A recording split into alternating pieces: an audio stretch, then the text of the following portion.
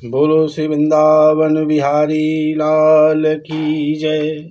छठा अध्याय सप्ताह यज्ञ की विधि। सनकादि कहते हैं कि नारद जी, अब हम आपको सप्ताह श्रवण की विधि बताते हैं। यह विधि प्रायः लोगों की सहायता और धन से साध्य कही गई है। यह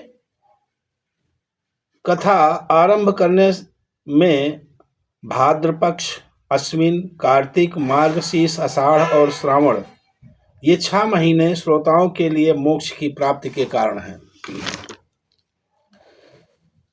फिर प्रयत्न करके देश देशांतर में ये संवाद भेजना चाहिए कि यहाँ कथा होगी, सब लोगों को सपरिवार पधारना चाहिए।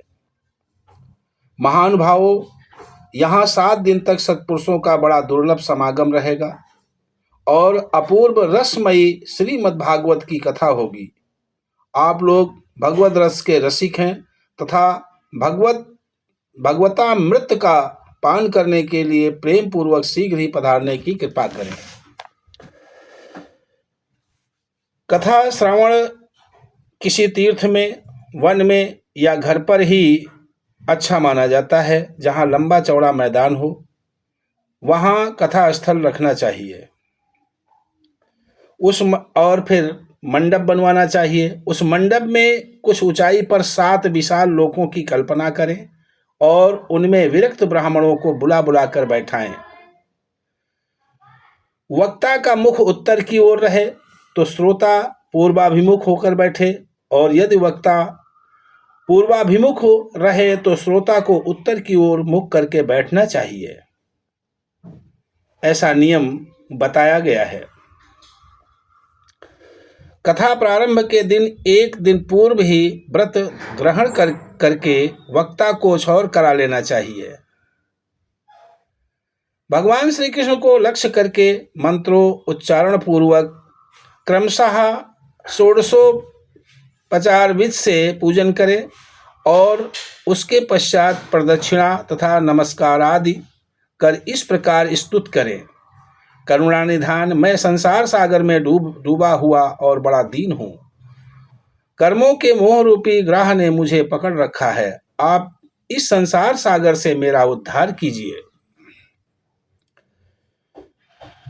सुख स्वरूप भगवान, आप समझाने की कला में कुशल हैं और सब शास्त्रों में पारंगत हैं। कृपया इस कथा को प्रकाशित करके मेरा अज्ञान दूर कीजिए। कथा में विघ्न ना हो, इसके लिए 5 ब्राह्मणों को वर्ण करें। वे 12 अक्षर मंत्र द्वारा भगवान के नामों का जप करें। 12 अक्षर के द्वारा भगवान के नामों का जप करें। बुद्धिमान वक्ता को चाहिए कि सूर्योदय से कथा आरंभ करके 3:30 पहर तक मध्यम स्वर में अच्छी तरह कथा बाँचें। दोपहर के समय 2 घड़ी तक कथा बंद रखें। जो पुरुष नियम से कथा सुने और उसे ब्रह्मचर्य में रहना, भूमि पर सोना, नित्य प्रति कथा समाप्त होने पर पत्तल में भोजन करना चाहिए।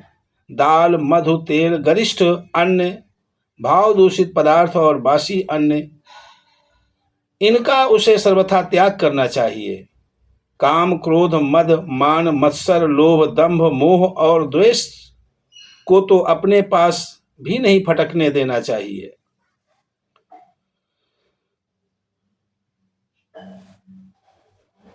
श्री सुखदेव जी बोले, रसिक व भावुक जन, ये श्रीमद् भागवत वेद स्वरूप कल्प वृक्ष का परिपक्व फल है।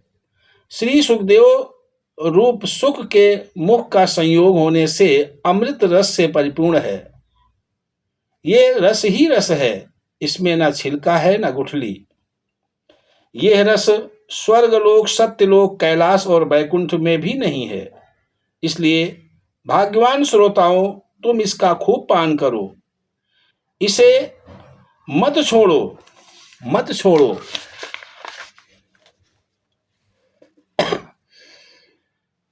शौनक जी ने पूछा, सूत जी, सुखदेव जी ने राजा परीक्षित को, गोकर्ण ने धुंधकारी को और सनकादि ने नारद जी को किस किस समय ये कथा सुनाया था? मेरा यह संशय दूर कीजिए। सूत जी ने कहा कि भगवान कृष्ण के स्वधाम गमन के बाद कलयुग के 30 वर्ष कुछ अधिक बीत जाने पर भाद्रपद मास की शुक्ला नवमी को सुखदेव जी ने कथा आरंभ की थी। राजा परीक्षित के कथा सुनने के बाद कलयुग के 200 वर्ष बीत जाने पर आषाढ़ मास की शुक्ला नवमी को गोकर्ण ने ये कथा धुंधकारी को सुनाई थी, धुंधकारी के लिए सुनाई थी। इसके पीछे कलयुग के 30 वर्ष निकल जाने पर कार्तिक शुक्ला नवमी से सनकादि ने कथा आरंभ की थी। निष्पाप सौनक जी, आपने जो कुछ पूछा था उसका उत्तर मैंने आपको दे दिया। इस कलयुग में भागवत की कथा भवरोग की रामबाण औषधि है। जो पुरुष नियम पूर्वक इस कथा का भक्ति भाव से श्रवण करता है और जो शुद्ध अंतःकरण भगवत भक्तों के सामने इसे सुनाता है, वे दोनों ही विधि का पूरा पूरा पालन करने के कारण इसका यथार्थ फल पाते हैं। उनके लिए त्रिलोकी में कुछ भी असाध्य नहीं है। श्रीमद्भागवत महात्म समाप्त। हरिओम तत्सत। हरिओम तत्सत। हरिओम तत्सत। श्री वृंदावन बिहारी लाल की जय।